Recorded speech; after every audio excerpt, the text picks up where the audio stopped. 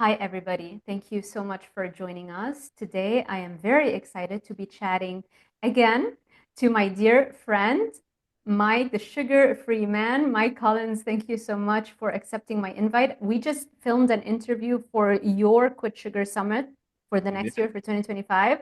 And we'll talk about this towards the end. But let's start with a brief overview. I'm sure most people know you. But for those of you who are watching this interview for the first time, if you can share a brief bio about your journey, and then we can kickstart the interview. Yeah, no, thanks. Well, it's always a pleasure to talk with you. We talk more off camera than we do on camera. It's we're catching up with the industry stuff. But and I also don't know that how many people know me yet, because I think that the reason I keep doing all these things is because this message is just not out there, right? People just don't understand. I think they don't have the depth of I think they're brainwashed by the diet industry. People that come to me, they want a food plan and an exercise plan. And I hopefully during this little it takes about the arc of a podcast to understand that that's not what people need if they want to succeed in quitting sugar, cutting back on sugar, or whatever.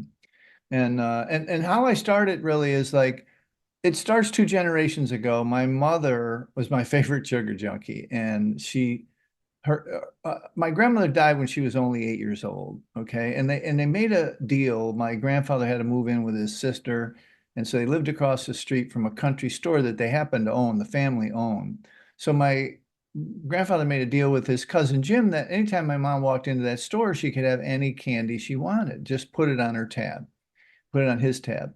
And so anyway, I really believe, and it was a great thing to do for an 8-year-old just lost her mom, but at the end of the day, my mom believes sugar was love. And I think a lot of people do in their baking and their gifts and this thing.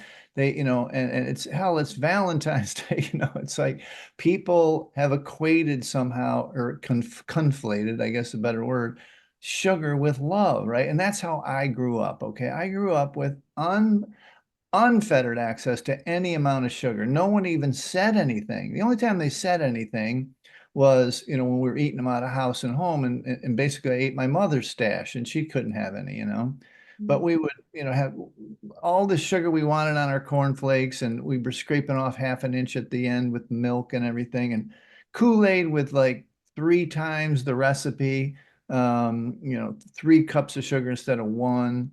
Anyway, fast forward, that's how I grew up. I mean, candy, cookies all the time. She was baking cookies all the time. Always had some kind of cake mix and going on, a cake going on.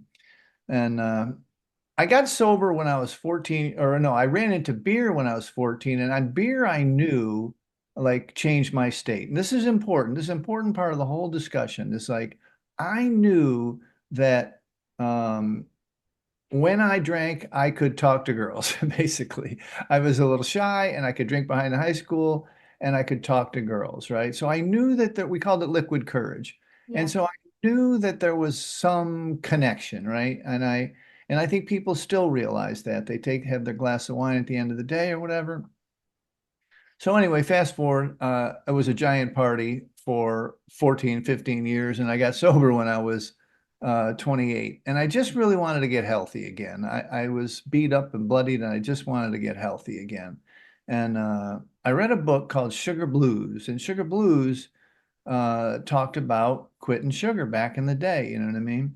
And the guy that wrote the book eventually married the famous movie star Gloria Swanson. And he promoted that book all over, right? So it was pretty popular in the late 70s and early 80s when I first read it. And so I went on to kind of have a regular career, like a regular life, different stuff, nothing to do with any of this stuff. But I somehow talked my now ex-wife, but my children's mother into having kids with no sugar, like an experiment to make sure they were healthy. So they didn't have sugar since they were in the womb or till they were 6 years old, and then only once at outside birthday parties and once a month maybe. Wow. That experiment worked. It's another complete podcast in itself, but it really was an amazing experiment. And I really just believe now they have a giant nonprofit called 1,000 Days. That first 1,000 days is so important in the brain development. Another piece of the puzzle with, sugar is love and the brain. Okay. So again, fast forward, the kids are like, Dad, you should write a book. And I bought sugaraddiction.com in 2009, but I was still working and I didn't really do much with it. I could put out good information. And I wrote the book in 2018. And in 2018, I was um, uh, I started coaching people. I was kind of semi-retired. I started coaching people and I started having groups. Okay. I always knew you needed to have a support group, a different tribe, right? I had come up, and during that time period, I was helping drug addicts and alcoholics stay sober, and this is about, again, 2009, then, 2018. And I knew we needed the groups because that's what was missing between '09 and 18. And so I was ready when COVID hit. Okay. So COVID hits, and you saw the pictures. All the stores are bought out of sugar. No flour, no candy, no Coke, no soda, no ice cream, everybody's at home getting, eating too much comfort food, right? They're nervous financially, everything. They're comfort eating, right? Right. Well, also the second part of the puzzle was that everybody's on Zoom, right? Families understood what Zoom was because you couldn't talk to your family unless you had Zoom. And, even the people in the hospital, you had to use Zoom to talk to, right? And so then it just exploded. I mean, just went crazy. And I kept getting more geared up, getting coaches. And fast forward now to 4 years later, we've got 5 meetings a day, staffed by certified coaches. We just got approved by the National Board of Health and Wellness Coaches, first sugar group, definitely the first addiction group, right? And so, and during that 4 year period, somebody called me the sugar-free man and it stuck. And that's how I became the sugar-free man. But I mean, it's been a wild ride. And it really, like I said, the pandemic was the perfect storm. And I kind of intersected when I was ready for it. So that's kind of how I got where I am today, where the, you know, trying to help people and understand this sugar and addiction, not necessarily, it's a long story and we're going to get into it and we're going to explain it to the folks, but it has to do with your brain and your emotions, not your diet, not what you're eating. Yes, you got to eat whole food. Okay. Yes, you got to detox. And yes, detox is real, but it's not like heroin or alcohol. It's like nicotine. It's annoying, but you can get through it. Brain and emotions. I'm gonna have to ask you about that to dive Yeah. into, the main things, the main takeaways that people can start applying right away. But before I ask you about this, Yeah. I remember last year I interviewed a lot of addiction rehab center directors and a lot of leading coaches in sugar addiction. Yeah. Dr. Ifland, everybody, Dr. Vera Tarman. Sure. And also, even before I interviewed them, I remember doing a lot of research. I mean, my PhD was in this topic, right? And even outside of that, I was personally struggling with that. So I remember reading maybe a decade ago the book The Mood Cure. Candace Pert. Yes, and she was a director of an addiction rehab center. And she says how it's only what 5% success rate of Yeah. addictions. So that means 95% of people who go into rehab facilities for addiction, 95% of them fail and only 5% succeed. And that's just the number they put out officially, right? Maybe it's a little bit inflated, I think they fudged that a little bit. But that's the real one right there. right? And Theirs is then a liar. They think it is. it's exactly. And I, every time I would interview one of those directors, like, Dr. Tarman, everybody, and they would confirm this number. Yeah. It's No, scary. oh, it's scary. No, it's absolutely scary. You know. And there's another problem you probably know, and both those people, Vera Tarman and Joan Iflin, are on the summit. So and they're regulars on this, like you are. They're regulars on the summit because they understand the addiction piece of the puzzle. And it's hard because it really comes down to marketing and messaging. People don't want 85% of the people, Sarah, come to me for weight loss, right? They don't want to hear that they're addicts. They just don't, there's a stigma still around it. They don't want to hear it, right? And the problem is also with treatment centers is that if you go in for bulimia or binge eating, which is kind of basically the two things that you could get insurance for and your insurance would pay for, um, they don't believe you're well if you can't eat sugar or flour in moderation. Right. It's a big problem because there's, we're beginning to have some intersection of the addiction folks, the people who understand that biochemically, a third of people cannot ingest sugar without it creating cravings for more, right? It's not bad. It's not good. You got dark hair. I got gray hair. People are people, and you just have to accept it. If you're dealt this hand, you have to accept the idea that maybe you've got to cut way back on the sugar, at least to see if this is you. You know what I mean? And it's been hard for people. They're again, they think of it as a moral issue, like they're failing, they don't have enough willpower or they don't have enough discipline. And that's just not the case. It's just biochemistry for about a third of the people. I learned that as the chairman of the board of the Food Addiction Institute, which had a lot of these people involved in it and been working with this population for 10, 20 years.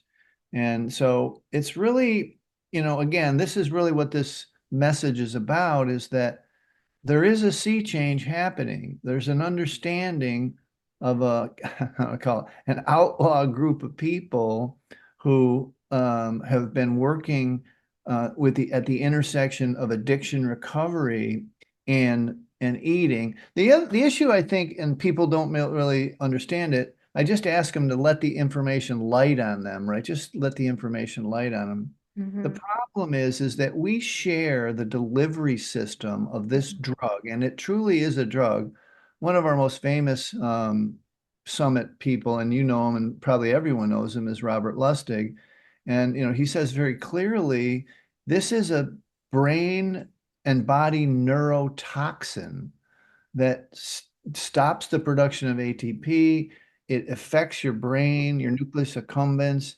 I mean, it's a real problem that most of society doesn't know about yet. They don't understand it yet. They haven't run across it. They haven't talked to any professionals about it. Yeah. They just think that if they eat a little less, that they'll just lose some weight and the problem will go away. That is also a symptom of the disease called denial. They're denying that they have it, right? And this goes on for decades, because they don't want to. I don't know. It's really hard to get people to understand and explain to them that there might be some other solution to their problem. I think it's because it's painful to go through the withdrawal Yeah, symptoms, right? And so they might watch this, get inspired. The New Year's coming around, New Year's resolutions. They cut the sugar out and they are not prepared for the right. severe symptoms, Yeah, right? And correct. that's when your mind starts playing tricks on you. When you have zero energy, you can't get off the couch, Got a and headache. Yeah. the headaches. I mean, I have a video, actually, the video that has gotten the most views on my channel, it's got, I think, like 64,000 views so far, Yeah. is the adaptation symptoms. And you go over I the think it's problem. the highest on my YouTube channel too, because people understand the symptoms, they understand or they've, here's the problem. So, and this is easy to explain, and it's I don't know, it's an example of why people fail as well. So, when you start, you're going to have these withdrawals, but they don't manifest, quote unquote, as withdrawals. They manifest as cravings, which is the other thing I study the most. Mm, You have these cravings for the sugar. It's like you don't have cravings. I mean, you do sometimes, but it's not really the same as for steak or broccoli or whatever. you have these cravings and you can't stop. The stories that I always tell are, you know, and I'm getting kind of hard on this, really. I'm getting really strict on this, if you will, is Mm, that when people come to me, and again, most of them come for weight loss, um, they're not in a place mentally to actually make the correct decision for their health and their weight. Their brain has literally been hijacked, it comes to mind, is the right word. Their nucleus accumbens, their frontal lobe, their control center has been hijacked. And how do I know this? I know this because 5 months later, 6 months later, when they have got some abstinence from sugar and flour and they've lost a bunch of weight, they say to me, Mike, I can't believe I used to throw stuff in the garbage, pour dishwashing liquid on it so I wouldn't eat it. Then I would come back and cut the dishwashing liquid off and eat the remainder. Or wow. that I went out in a snowstorm and got ice cream, right? They're like, they can't, these are smart, intelligent doctors, lawyers, attorneys, multimillionaires. I had an Olympic athlete. They cannot understand this behavior that they used to do 5 months hence, 5 months after they're off the sugar. They can't comprehend that their behavior was like that, right? And so my message to you, my plea, if you will, to you is to just let this information light on you. Just take it in as you listen to it. Don't turn away from it. Don't reject it. Don't say I'm not an addict. Don't, because I'm not an addict is not a solution to the problem. You know what I'm saying? But it just maybe accept that the possibility is that your biochemistry is not, for whatever reason, we'll get into that later, but just accept the idea that you may need a little bit of a break in your life from all sugar and flour, ultra processed carbohydrates, you know? Yes. I think the reason why people have a hard time accepting the addiction component is because we have this idea when we say addiction, we just think of this homeless person under a bridge who Yeah, has zero chance of transformation, zero chance of success and sobriety. right. And right, and that has come from a lot of public health messaging that's fear mongering, so that people wouldn't touch drugs to begin with. So I understand where it started, Yeah, but that's true. So right, what would you say about that? no, it's so true. I mean, it's like I think the main resistance to this type of healing, and I do call it healing, this type of change or transformation process. And look, I mean, on the government websites, even the word addiction has been scrubbed. There's no words, there's no addiction there anymore. There's no addicts there. There's no junkies. These are derogatory terms. These are stigmatizing terms that are not used anymore. It's substance use disorder. Even what we're talking about. If you are looking for accountability, a support system, and my distilled knowledge and experience in overcoming over 3 decades of severe sugar addiction and weight struggles, please don't hesitate to reach out for my one on one coaching program. The bundle and premium packages are the ones that I would highly recommend because of the unlimited email support and ongoing meal and exercise and supplement plan adjustments to avoid the inevitable plateaus that knock most folks off of their health transformations. I also recommend checking out my numerous client testimonials on my website, DrSarahZaldivar.com. And to learn more about my one on one coaching packages, you can check out DrSarahZaldivar.com/coaching. All right, back to the podcast. When it finally does get into the DSM, the Diagnostic Statistical Manual, which helps you get insurance so you can go to a treatment center if you want, Mm-hmm. it's not in there, and it's probably going to be called ultra processed food use disorder or something. You know what I mean? And Mm-hmm. it's very common. It's very well understood by a lot of people. Look, every diet plan on the planet says quit the white stuff, right? Yes. The problem begins in when they start and they try and moderate. They try and have just a little bit, right? And I'm here to tell you that 100% abstinence is easier than 90%, than moderation of any kind, because it keeps the cravings alive. That niggling, like like need that you want peace. You want to get away from that, right? Yes. So it's a hard message to deliver, but you know, Mhm. and I think I don't want to say we're spending too much time on this, but it's like it's necessary that people understand this. You know what I mean? It's Yes. really necessary because look, you know, you can Google and you probably have Googled. People come to me with so much information about diet and, they want a diet plan and an exercise plan.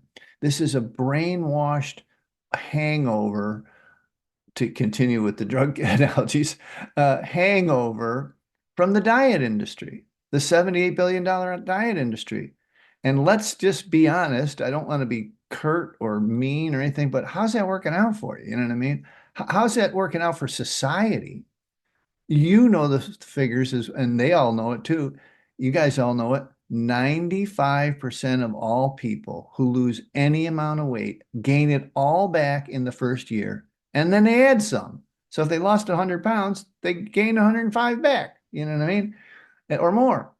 And I can explain that with the paradigm you and I are outlining here today. Okay. So let's just say it's January. It's coming up here as we record this. New Year's resolution. You're going to do it again this year for the fifth or 10th year. And you get started and you lose a bunch of weight, right? And now it's April or May, March or April, whatever. Your sister's wedding, you've lost 20 or 30 pounds, you're excited. Um, it doesn't come on you like a Friday afternoon, you need a beer because you had a tough week. You don't think of it that way. You don't think of this, um, this self-soothing. These are words you need to really understand when it comes to sugar. This self-soothing. You're not thinking of it that way. You're just thinking of that craving for that, and you want to be a participant in the social event that is your sister's wedding and have some cake, okay?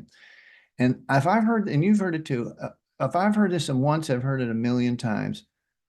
People have that one piece of cake and then they just gain those 20 or 30 pounds right back. It starts all over again. The whole process starts all over again, right? And here's the main reason. So it's a very common construct in the world of alcohol and drugs that if you started using alcohol and drugs at 14 or 15, you stop growing emotionally. Your life's upside down, your finances, your career, all this stuff is upside down. Now extrapolate that backwards and remember the story of my mother and understand that at 4 or 5, when your mother handed you a cookie when you were crying, this body got two things. One, it started to say sugar, relief, soothing from worry, fear, anxiety, pain, upset, whatever. But it also got a blast of dopamine that an adult probably shouldn't have. Got a whole day's worth of dopamine in about 5 minutes when you ate the cookie. But then it wears off 20 minutes later, and the kids are all cranky and irritable because they want more, but they got to go to bed. They can't have more, right? And so this process, this cycle begins to ingrain itself in literally now the world since the 1980s, since the advent of high fructose corn syrup. So it ingrains itself in your psyche, okay? And look, the misnomers that are emotional eating and comfort eating, they're close, but they're not 100%, because all the cures for emotional eating require what the treatment centers require, which is moderation. You should be able to eat some. Sarah, my only job in life is to get people to see 90 days of abstinence. That's it. Okay. I'm not here. I cannot make the decision as to whether you're an addict. I can tell, believe me, in about 30 seconds, I can tell. But I don't make the conclude. I don't come to the conclusion. It's you that comes to the conclusion. And how you do it is 90 days of abstinence just to see. Just to see. Is your skin clear? Have you lost weight? And the most important benefit is like, has your brain fog cleared up? Have you stopped, like forgetting things? And I just had a brain lapse the other day when we were talking before, but everybody has them, but these are, you start to really, your anxiety's less and you remember things. You can focus better, right? So many benefits from sugar freedom. I didn't mean to get on my soapbox, but it gets, it's so frustrating that people don't listen to this part of the message because there is some work involved, to be honest with you. Right. Yeah. Did you have a rock bottom moment to try and see how can people not wait for that to Yeah. happen before they Oh, make that's a great question. And I'm not a big believer in bottoms. Okay. I really believe you can stop the elevator at the first floor and walk out the door. You don't have to crash in the basement and crawl bloody and bleeding up the stairs, you know. You can walk out of the elevator. You can stop this anywhere you want. Now, let me this belies the definition of the addict, if you will. About a third of people, as I mentioned, biochemically can't use sugar, okay? But then there's about a third of people we call harmful users. And harmful users, they just might use a reset because the food system's got 85% of the products have sugar in it, right? They could use a reset and maybe, go back to some sort of moderate use. And then there's the third of people who are normal. We all hate them. No, just kidding. We don't it? they're of normal weight, but and weight is not the arbiter. You can be a very thin sugar addict, okay? And it is theoretically possible to be obese and not be a sugar addict, but 74% of obese people are sugar addicts, okay? So that's pretty much a given at that point, you know what I mean? A pretty high ratio. Yeah. So the only real goal here is to decide, and the only way to decide is a break, just a respite, just a breather from what. And the reason you can't succeed or you've had difficulty, people have had difficulty not succeeding is because of the things that we're talking about. We've done over, tens of thousands of detoxes, right? And they're it's down to pattern recognition. I've redone the 30-day challenge like 4 times from everything we've learned in the summits and everything else from people like yourself and others who've kind of, found one little piece and fixed it. But in the first 5 days, you're like we talked about, there's withdrawals, you've got headaches and blah, blah, blah. But here's an important time period. You got to get to 2 weeks, right around between 10 days and 20 days, and 15 days, 2 weeks is the right. There's this reaction if you've really been on, if you've got any habit at all, the common refrain is, Mike, I'm losing my mind. Okay. I don't know what's going on with me. I'm anxious, depressed, I'm crying, I'm weeping, I'm irritable at everyone. And what's happening is for the first time in your life, you don't have this self-soothing substance, right? And you have not developed a practice of sorts, any other practice like prayer, meditation, yoga, walking, exercise, hugs, manicures, pedicures. You can Google it, self-care, and you can get a list of 200 things to do that will create dopamine. And when I use the term dopamine, I mean dopamine, serotonin, norepinephrine, GABA, oxytocin, I mean all of the brain and body reward chemicals, right? And so what you're looking for is not a when you have a craving, you're not looking for a sweet taste on your tongue.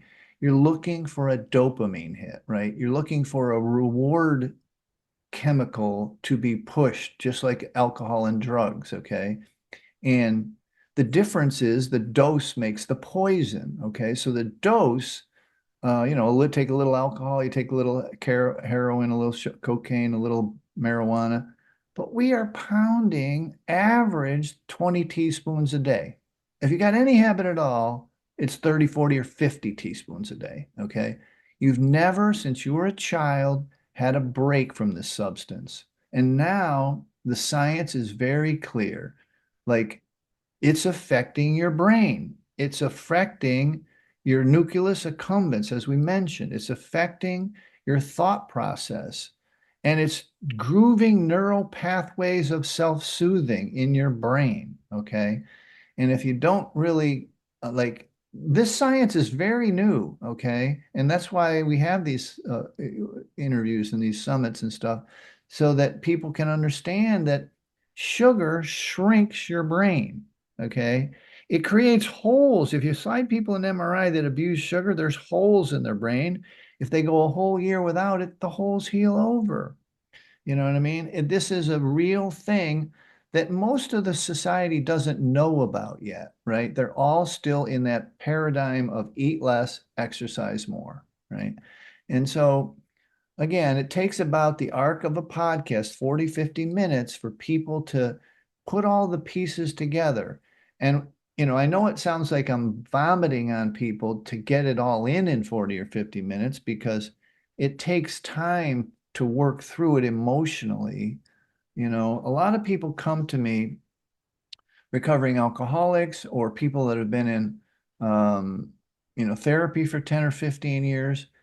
They are working on, they know all the food, the macros, they know they're addiction savvy, but they still can't put down the sugar, mainly because they haven't really put it together that this is a it's more of a drug recovery program than it models that than it does a weight loss or exercise program or a food program. Very well put. And if we just look at the rates of success on diets and on addiction rehab, success is the same. It's just 5% of people can really lose the weight or get sober and Yeah, maintain that. So what yeah, does that tell us, right? If we yeah. look at the brain scans, it's the same Because level. they're trying to do it alone. Yes, They're yes, trying, they think that they can read a book and they can be done with it. The book is going to tell them. right. And that they're going to be alone if they do that. And, 85% of the people in our program don't have spousal support. Their Mm, spouse is not even supporting them in this. They've wow. changed food plan around their house 5 times, and said, we're clearing out all the sugar. We're not, and they're just not going to play anymore. They're done. They have a little credibility issue. And Yes. so, yeah, I mean, it's just, it's hard, it's a hard nut to crack, I guess is the best way to put it. I love that you mentioned that. Maybe you can talk about the mirror neurons and why community is so important because of those brain cells that we Sure. have, right? That mirror what we see around us. And like you mentioned, the vast majority of people do not have that kind of support around them. In their own Yeah. family, they don't have it. And so, why is it so important to get a coach, join a group, join a community? Why is it so critical if you want to have a solid chance this time in 2025 to finally get sober? Yeah, no, I mean that's like even in cancer, okay, let's just take cancer. Like I said, Mike, what the hell are you talking about cancer for? Well, if you were to be a cancer survivor and you join a cancer survivors group, your chances of long-term survival go through the roof. Like as opposed to the person who goes it alone, right? This Mhm. is really solid peer-reviewed science, okay? And it's the only thing that's ever worked in drug and alcohol recovery. Like you talk about the treatment centers. I love the phrase, treatment is discovery and meetings are recovery. Okay. And here's the thing, like you have to have a guide because otherwise, left to your own devices, what does Dr. Lustig say? You cannot override a biochemical reaction in your brain. You can't override the craving unless you're with someone, some group of people who is, remember back to the story where, things didn't really take off until I started having the groups. I always say I built my company backwards. Like I was spending half my retirement financing so that I have this infrastructure of meetings that people could go to, right? Where they could meet other sugar addicts. And you did it when you went to college, you did it when you joined sports, you did it when you went to a new job. You joined a different group of people, a tribe of people who are doing the same thing you're doing. And you talked about mirror neurons. This is, we grew up as groups, we evolved as groups and communities, right? And staying in the group is important. So, you know, in these groups, theoretically or in reality, people with the most time, the most abstinence, the most recovery, they end up having status, and people want to have status in that group. Okay. And it really is amazing. 80% of our meetings are staffed by people who have already come through the system and they want to help others now. So if you've got 3 days, you can help somebody with 3 hours. If you've got 3 weeks, you can help that person with three days, you know? It's just this, dare I say, the most loving community on the planet because they all been there.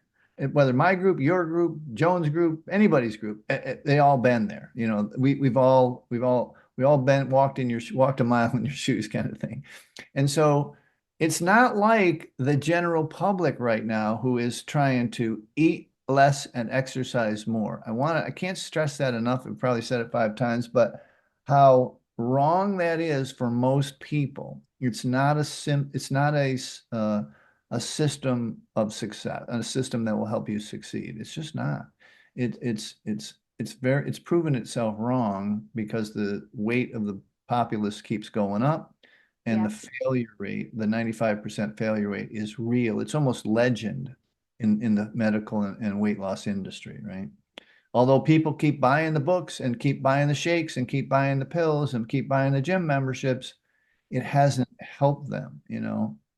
And the science of brain and emotions effect of ultra processed carbohydrates is starting to get very clear and gets clearer every day with a new study coming out. I swear to God, it's every day now. There's a study coming out about how sugar is affecting our brain and how it's affecting. I mean, the most exciting stuff is like when I do surveys, okay, so I've had people lose hundreds of pounds. I've had people put type 2 diabetes in remission. Rheumatoid arthritis is, you know, everybody's hands and knees stop hurting.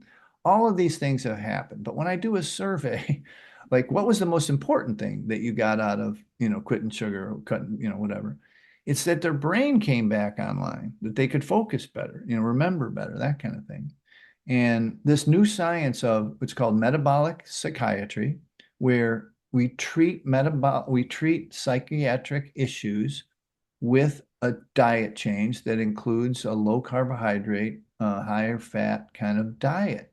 And it's the results are insane. You know, people, I have a coach, she came to me, this is like 4 or 5 years ago, but she came to me as a recovering alcoholic and bipolar, right? Mhm. And today she's studied with Georgia Ede of Harvard and she's got her own practice and she helps people to get off of bipolar. She's off of all her meds, you know, get off of meds and to heal, right? And What's so her name? Maybe I could interview her. her name is Sly. What's Sly's last name? I never remember her last name because it's Sly. Maybe Uh, I'll remind you at the yeah, end. I'll get you the name, Sly. Sly's last name. She's been on her own now for a couple of years. It's been a while, but Yeah, uh, I put it as a note, so then I'll ask you after the podcast. That way you yeah. can send me her contact information. I think that would Oh, be you'd very love it. helpful. Yeah, she's very good. And she's into the recovery movement because she was already sober for 4 years. She's probably sober 7 or 8 years now. Mm, Um, wow. but yeah, I mean there's lots of people like that. There's now big nonprofit institutes that are studying this and funding this metabolic psychiatry. The guy you want to get on is a guy named Allie Houston. Okay. Allie Houston is in Great Britain and he used to be partners with a woman named Rachel Brown. They split, but they're both good, either one. But Allie has this everyman ability to take these deep neuro, brain concepts and and he has his own story of, and he used to be a physicist for Christ's sakes. Sorry. Wow. He used to be a physicist and he's completely changed his career because he had terrible anxiety and issues when he was younger and realized it was the diet and he got into it and now he runs, I think it's Met Psych over in Great Britain. Nice. Thank you Yeah, so much. Yes, I will yeah, totally reach out. Okay. yeah, he's a good guy too. And he's a, you know, he's Scottish, so he's got a great accent, but he's also has a way about him of explaining this stuff, explaining it so that anybody can understand. Now, some of the guys that I interview, and I'm sure you do, they're good, they know the science, but they're just so deep in the science that people are fogging out. They're like Yeah. checking out. They're not understood. They don't want to go to science class, Yeah. which is, let us go to it. I go and then hopefully I translate it to something that's actionable for folks, you know? Yeah, that's definitely what I'm really working hard on for this Yeah. new year. Um, because the higher up you go with the science and the experience and the education, then you develop this expert gap, Yeah. whereby you forget what it was like for you when you first learned about those Right. concepts, right? And so the way that you're communicating doesn't land the way it could if you work on that and can and just meeting people where they're at and Hmm. explaining it to them in a very easy to understand at that level, you know, and it's just a skill that you need to get better at. Oh, I couldn't agree more. I mean, I think that's my space in the ecosystem. I've told some of these guys, look, you got to calm down the science stuff. You've Yeah. got to like what I tell a chat GPT is like, if it's a real crazy video like that, it's got all the science. And I said, explain this to me like I'm a 6 year old or in sixth grade education. Um, and it does a great job. You know what I mean? It's so that's a real good use of AI. If something feels like it's over their head, over your head, just plug the transcript into ChatGPT and say, please have this explain this to me like I'm in the sixth grade. And it works. And so, but you shouldn't have to do that because the messenger, it's a long story, but and the guy was disgraced before he died, but he wrote a book called You Are the Message. And if you're spouting the science, people are going to tune out, you know what I mean? And I've told this to some of the biggest of the big. I love that. You Are the Message is the name of the book. Yeah. I love that. Roger Ailes, the founder of Fox Network. Okay, okay. And Very, again, he got disgraced, but you know, yeah.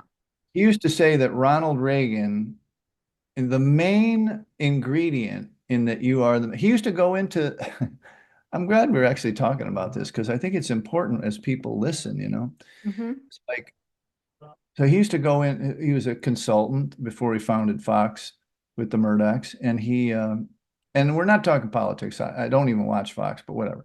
So the book is very old. He used to go into newsroom or a city and assess the anchors on the news. And he would watch the news with the sound off before he would go and do his consult, talk to the people, because he could tell, right? His number one edict for a great newscaster or celebrity or whatever is the likability factor, right? And he said Ronald Reagan, and I didn't like Uncle Ronnie's politics, but I loved Ronald Reagan.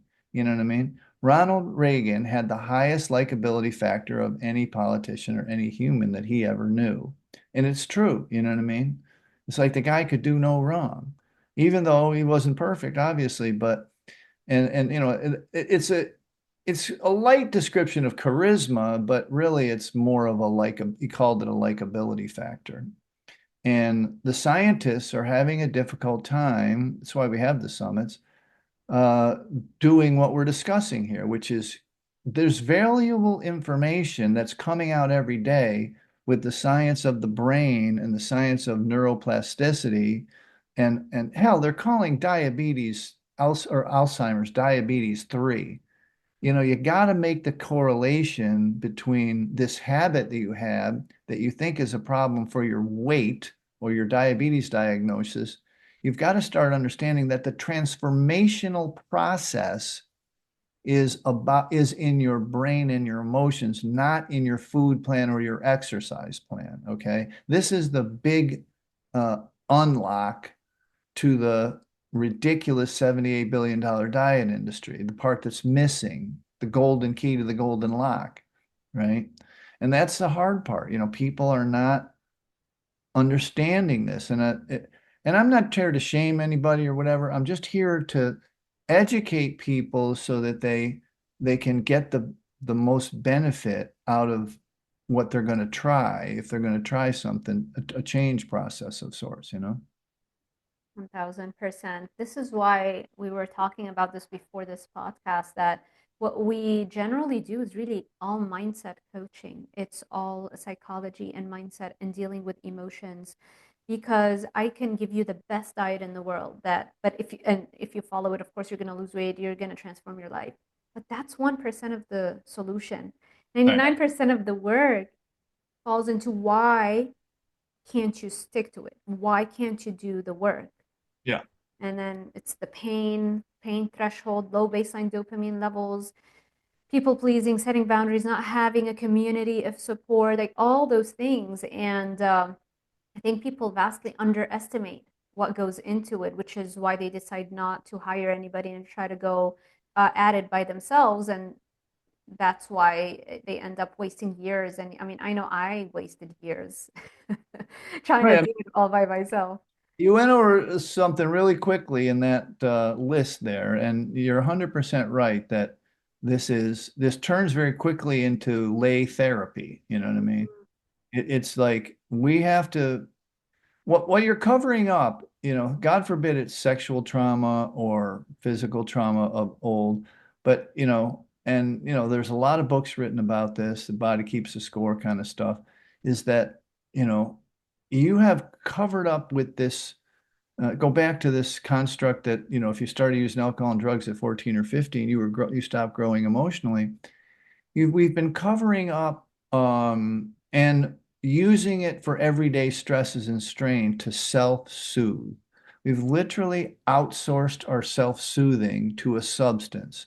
A substance, by the way, that was created to chase food and sex to keep the species alive, a very powerful reward system that helped keep us alive and keep us on the planet.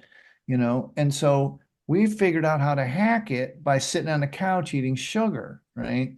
And it's like, you're thinking of, should I make love to my wife or should I eat this ice cream? You know what I mean? You're like, a lot of times the ice cream wins because it's not the exact same thing, but it's pretty close to the feeling, except you're not getting the same feeling. What you're getting is to stop the withdrawals that you're having from earlier in the day. You know what I'm saying?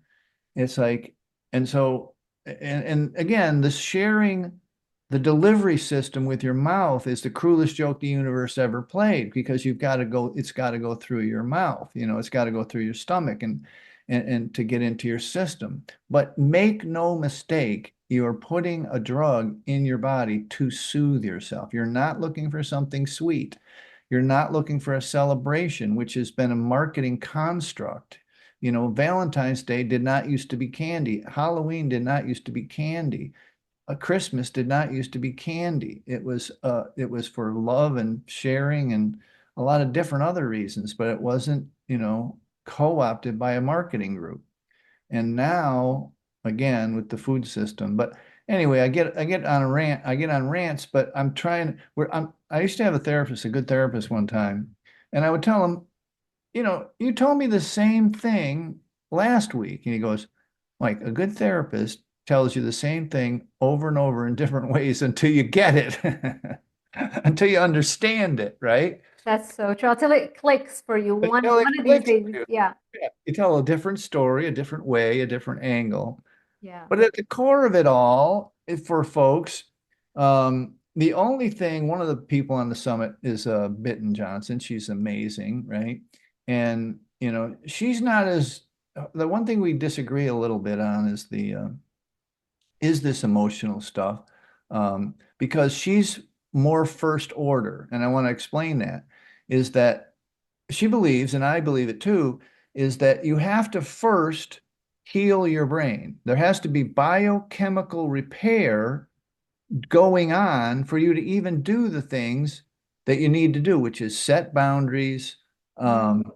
um, start to change your behavior, say no a lot. You just don't, a lot of my clients, most of them are women. They've grown up helping people, and the word codependency comes in, but saying no is an important part of the process. You've got to be able to say no to, your aunt baking for you or the dessert plate coming out and want to be part of the social group or whatever. Mm. And it's like alcohol and drugs in that way that it's a growing up, it's a maturing, a stopping of allowing the primal reptilian brain getting its way, right? Got to truly begin to use your frontal cortex and make the decision. There is a little bit of willpower at the beginning, but that goes away. You don't need it after a while. The voices calm down. The reptilian brain calms down. Yes, the food focus, constantly thinking about what's your next meal going Right. to be like. Yes, That goes away. It well, at least quiets down so yes, that you don't have to have instant gratification and yes. you can think it's a famous drug and alcohol thing is think it all the way through. Mhm. People like they just that's a very instant gratification kind of thing. They think about it, it's so easy to get, they grab it. But Yes, here's the thing, and this is a little trick that people can use is that when you have that feeling for a craving, you just have the craving, you got to have the ice cream, you got to have the chocolate, got to have whatever, just sit down, take a deep breath, close your eyes, and ask yourself, what do I really need right now? Like, is the boss being a pain? Is my husband being a pain? The kids are, whatever, career, finances. What's going on with me that I need to soothe myself for just 20 minutes to just check out for 20 minutes? yes, Again, it comes down to this, misnomers, and they got a lot of it right. The emotional eating group, or that group got a little bit of it right, but they didn't get the last piece of it right. Which is what Bitten calls the biochemical repair part. You know, they didn't get that part down. yes, You've got to repair the brain. And it sounds really rough, but there's brain damage, guys. There's yes, brain damage. You got to groove a new neural pathway that is when you're upset, when you're worried, you go for a run, you go for a walk, you go to yoga, whatever. You don't reach for the yes. sugar substitute, sugar products. So And you raise your baseline dopamine, which is what we talked about for right. your 12th annual Quit Sugar Summit 2025. There'll be a link in the show notes that you can Yes, it's going you to can be in the register. first line of the description box so people can register. It's free, right? It's totally free. It's a year or a year. It's a week. It feels like a year. It's a week of 40 speakers. It's like a entire podcast series inside of a week, okay? Mm. And you can watch the whole thing for free. Every day we change it out as 7 or 8 new speakers a day from all over the world. The good Dr. Sarah is going to be there. There'll be lots of folks that are, just kind of this ilk that we're talking about. If this information is lighting on you and you kind of like it maybe is a little different than all the diet stuff you've tried, just plug in and see what you get from it. It might help. I also wanted to go back really briefly with regards to the people pleasing thing because similar to you, also I've worked and I continue to work with a lot of male clients, but definitely I would say the majority are women. And I see the people pleasing and the difficulty in setting boundaries as a Mhm. very big contributor to why they cannot make those changes. Do you have any tips or advice when it comes specifically to that? Wow, that's a good one. So I have a mentor that she passed away, but she wrote a lot of great books.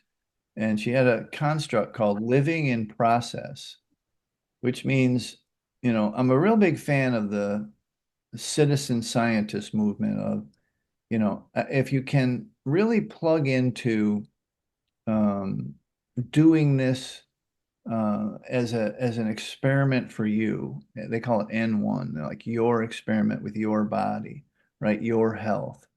You can really move much quicker. You're not stuck by someone else's dogmas.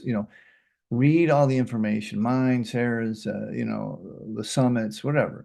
Read all the information, listen to all the stuff, but then and you act. And the problem is people don't they act on too many things at the same time. They start an exercise program, a food program, and they don't know what's working, right?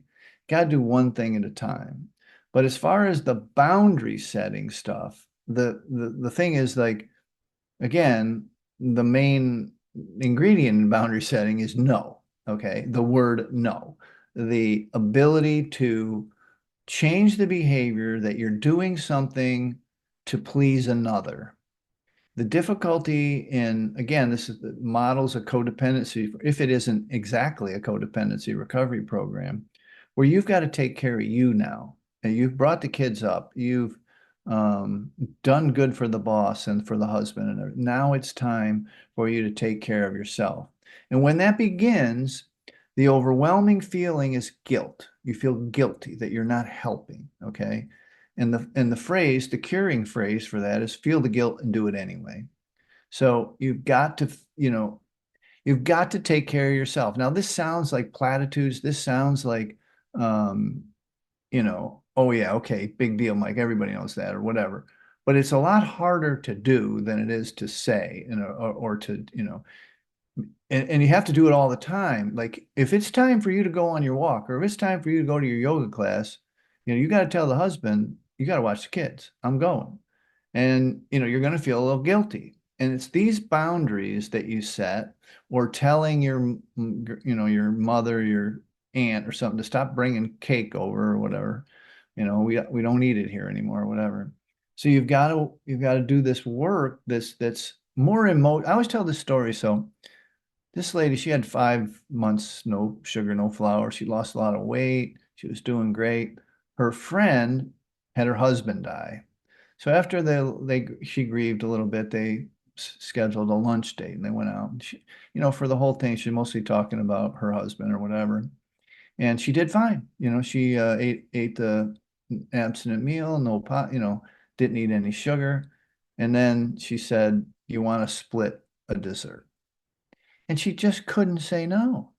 Like this is her lifelong friend. Her husband died. She couldn't say no to her, because now the next day she, went right back and regained her resolve. But, this is an example of the requirements to change. You've got to be able to bucket up whatever the phrases are, you got to be able to say no to some folks. It's hard. Yeah, definitely. I see this, and I know once we get traction on setting boundaries and getting them stronger, this is when I know that that person is going to make it, you know? Yeah, good point for Yeah, sure. it's so central, especially when it comes to women. Although I have to say, I was surprised when I first started working with clients. I wasn't expecting to find any male with that tendency, but definitely they do Oh, exist. yeah, well, same, yeah, absolutely. Yeah, yeah. Yeah, And it's the same type of mindset coaching. And yeah, it's just like lifting a dumbbell at the gym.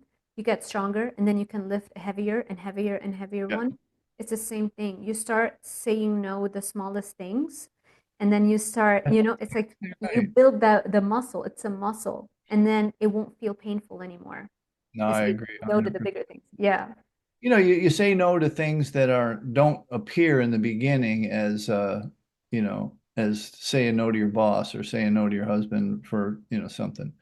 You say no to the convenience store clerk. You say no to whatever, somebody, and you're like, normally you would just let it go or whatever, but you say, no, I can't do that. Or, the air conditioning guy's late. No, I need it now. And they'll usually do it, you know what I mean? Um, like you say, you got to practice it. It's not easy. And it's a lot of times it revolves around this kind of food stuff in restaurants, at gatherings, in family stuff, celebrations, whatever. You've got to, people don't want to be that person who brings their own food. They don't want to be that person who says no to everything or is sitting there. This is a big one, really big. We actually have a little card that helps people. But, you're asking the waiter, does the salad dressing have sugar in it? It's not a bad question. It's a real honest question, or does the sauce on this fish have has sugar in it, right? And a lot of people just don't want to ask the question. They're nervous to ask the question. And that's the muscle you got to grow, you know. I love that idea with the cards. That's Yeah. fantastic. Yeah. Yeah, we got a little chef's card and you just check off, whatever, chicken, just grilled, salt and pepper, no sauce or whatever. And Hmm. I always tell people like, and this has been funny over the years that I've been sugar free. So if I want to know about a sauce or a salad dressing, I say, does this have sugar in it? I can't have sugar. And twice waiters say, you have diabetes? I do too. And then they run back and check it out. But most of them, 95% of them are like, oh, let me check for you, and they'll do it. They're not upset with you. No, yeah. And you can even, if you feel that you're gonna go out this week, I know it's the holidays, um, you can just say you're allergic to sugar while you put into place a training program to practice saying no to the smaller things Yeah. until you graduate into the bigger things. Like when you're going out and you have family or friends around you and you want to ask that question. If you feel like you're a few weeks way early to get there, then just say that you're allergic for now. No, I like that one. And there's another one I use too, is like I tell them to say, the doctor told me I can't have sugar. Nobody's arguing with that. Yeah, And I just go to the summit because 37 of the 44 speakers are doctors. love it. All going to tell you the same thing. You know, I They love just- that. the doctor told them they can't have it. The People, they the kind of yeah. bow down, like they're going to listen to whatever doctor's saying. Yeah, it's so interesting how powerful that the doctor's orders are, you know? Yeah. If only Yeah. they would exercise it instead of only prescribing pills and surgery, if only they would just add the lifestyle order to it, you know? Yeah, absolutely. So you have 47 doctors in the 12th annual Quit Sugar Summit. At 37, I think, 37. 37? That's fantastic. Yeah, they're Okay. like, they're not all MDs. There are a lot of PhDs and different, Yes. research folks and nutritionists and different types of docs. But yeah, Yes, yes, that's fantastic. Yeah, and it's really helpful to see that you are getting those of us who are in the nutrition field as well, you know, because medical doctors are great, but they're not taught nutrition. They are not taught the things that we spend decades of our lives pouring over, you know. Understanding the ins and outs of nutrition is so powerful when you combine that with the sugar addiction information. right. Yeah, it's true. I mean, the sugar addiction stuff is newer, but the nutrition stuff is, I mean, this is what people come to us with. They're really well versed on the nutrition stuff, right? And a Yeah. lot of, I mean, just look at the food they give you in the hospital, for goodness sakes. I mean, some of it's just not right. I mean, it's not going to help you get well, No, right? no, And people yeah. think that this is all restriction, restriction, restriction. It's the furthest thing from that. It really isn't. You actually get to eat more food on these food plans. The way that we teach is like people are like they've been restricting for so long that when we tell them really what to eat, they think there's too much food. They think they're eating too much And they're losing weight, right? and they're losing weight. Exactly. They can't, Amazing. it's not computing for them that they're eating more than they've ever eaten, but they're losing weight. Yeah, and losing all the inflammation and more body fat because you don't have those insulin spikes anymore and you don't have all of the extra calories that you would eat in one binge or one overeating session that completely cancels out all of the good work you've done for the whole week. So, Yeah, the inflammation and the and the spikes are, I think the one of the key messages or takeaway from this little talk is that the brain is an organ, like the kidneys and the liver and stuff. And when you spike the glucose, like it really does affect your ability to think, to rationalize, to depend, to discern what you should be doing for your behavior. And this whole Alzheimer's is diabetes 3, this whole, a lot of health and wellness, brain health and wellness that's come in the last 3 to 5 years is is all about that. It's all about the glucose, the too much glucose in the system. They've got glucose monitors. I think I got one back there, the Lingo. You've got like, you can check it. You can over the counter check it Yeah. and make sure you're not, ingesting way too much glucose. Yeah, and that's very powerful. We were talking about the continuous glucose monitors, and I think it really helps people make that instant shift when they see how their blood sugar is going on a roller coaster ride all day long. It really minimizes the pain and suffering that they would have otherwise maybe gone through to try and kind of force it and try to convince themselves. Because once you see those numbers, sometimes it's easier to just say, "That's it, I'm done." It is. You can't unsee that information. Yeah, It's like a video game dialing in your body. Like you're getting better at the video game by getting your numbers from your monitor in line. And yeah, you know that this food did this and that food did that. I mean, you can really see it very in real time. It's not like poking your finger. Like poking your finger only gives you one point in time. And a lot of people poke their finger before they eat the pasta or before they eat the big, dessert, right? And they're like, they're deceiving themselves. right, right. It looks good now, but It's what great. happens? Yeah. I'm not going to poke it like an hour after that chocolate sundae or whatever. That's too funny. Yes. Fantastic. Thank you so much, Mike. Do you feel that we may have missed some major points in today's Geez, I don't think so. I think we did good.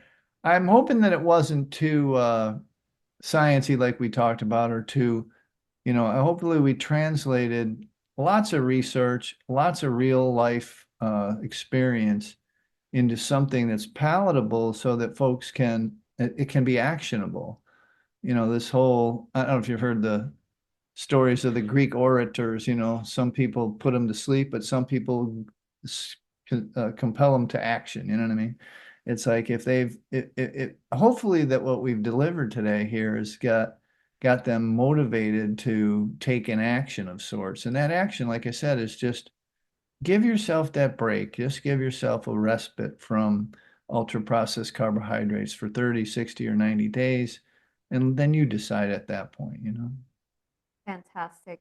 Where can people find you, Mike? And I will make sure also that I put in the first line of the description box the link so that they can register for free for your 12th annual Quit Sugar Summer Summit so that they can start 2025 really on a good footing.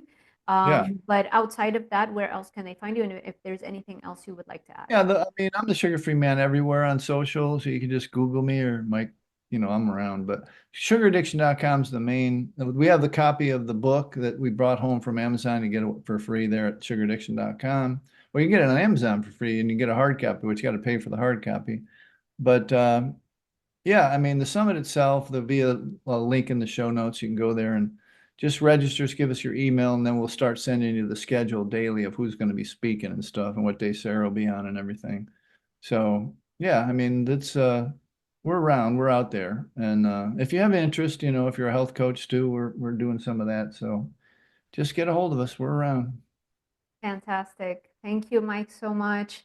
Thank you, everybody, for sticking with us. I hope this was helpful and it gave you some encouragement and inspiration that you can do this. It takes an average of 5 to 10 trials to really get sober. So once I learned that statistics, I always make sure that I remind my clients about it because just because you started a 30-day sobriety journey and then something happened and you fell off track, it does not matter. You learned so much in that journey. And the next time you do it, you have a much greater chance of success. So just remember that stats. Hopefully this gave you some encouragement for today. And yeah, hopefully we'll do some more interviews really, really soon. And if you liked this kind of video, make sure you let me know by giving this video a thumbs up, subscribe, and hit that little notification bell icon so YouTube alerts you every time I post a new video. Thank you so much for watching, and we will see you in the next one.